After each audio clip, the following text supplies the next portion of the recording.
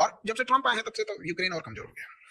क्यों, वो तो जो वीडियो आया उसमें भी इसने क्लियर कर दिया दुनिया में, हाँ। जबकि अमेरिका तो साथ दे रहा था यूक्रेन का। बिल्कुल, वो तो सब यूरोप वाला सब साथ ही दे रहे थे सब। तो अब क्या? अब समेट लेगा डोनबास को और ये वाला रीजन को। उसने पहले फ्री इंडिपेंडेंट स्टेट घोषित कराएगा, उसके बाद से फिर करा देगा कि भाई मेरी इकोनॉमी उतनी अच्छी नहीं है, हम यूक्रेन से टूट तो गए लेकिन फिर हम रसिया में मर्जर चाहते हैं। रसिया मर्जर हो जाएगा, जैसे क्रीमिया हुआ वैसे डोनबास हो गया, डोनेस्क हो जाएगा, मर्जर हो जाएगा। और उस एरिया में रसिया ने जितने भी फाइनेंशियल लॉसेज हुए, जितना उसका पैसा खर्च हुआ, उस एरिया में इतने मिनरल्स है, उससे उसकी रिकवरी हो जाएगी। तो मतलब फ्यूचर तो अब यही है यूक्रेन का। दूसरा एक और रीजन समझिए, पुतिन इतने दिन से राष्ट्रपति है, 10 साल प्रधानमंत्री रहे, और उस समय राष्ट्रपति तब इंडिया की तरह रसिया का होता था कि राष्ट्रपति के पास कोई पावर नहीं रहेगा, सारा पावर प्राइम मिनिस्टर के पास रहेगा। तो पुतिन 10 साल तक प्राइम मिनिस्टर थे। बट रसिया का एक रूल है कि 10 साल से ज्यादा आप 2 टर्म से ज्यादा पूरा नहीं कर सकते।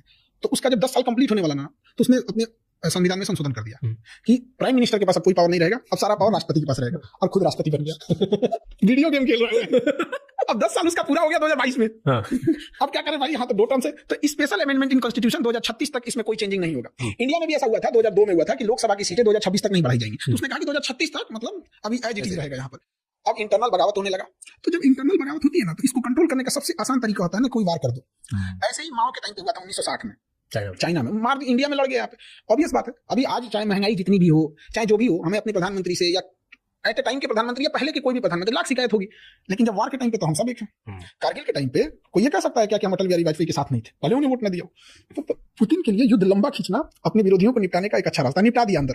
वो क्या नाम थे उनको, वैगनार ग्रुप के थे, प्रेगोजिन की क्या नाम था, उनको जहाज से उड़वा दिया जा रहे थे बेलारूस। तो रसिया का एक अलग है, वो लड़ाई को केवल ये नहीं देखिए वहां पे, वो चाहे तो खत्म करके आज ही ले सकता है, लंबा कर रहा है, खुश रहा है उसको, उसकी पॉपुलैरिटी, उसका विश्वास, उसकी नेशनलिटी बढ़ रही है कि ये रशियन के साथ है। रसिया को यही बचा रहा है, दुनिया को अपनी दिखा रहा है रसियन भाषा में बोल के। उसकी न्यूज तो चल रही है ना कि आज अगर पुतिन नहीं होता तो पूरी दुनिया रसिया को समेट चुकी होती ना। नाटो कहां तक चला गया रहता, दिखाएगा वहां पर कि ना क्रेमलिन बचा होता, ना मॉस्को बचता, ना पीटर्सबर्ग बचता, ना व्लादिवोस्टोक, सब यूरोप वाले कब्जा कर लेते। लोगों का यही रहेगा, पुतिन ही रहेगा। 2036 नहीं, 50 तक रहेगा।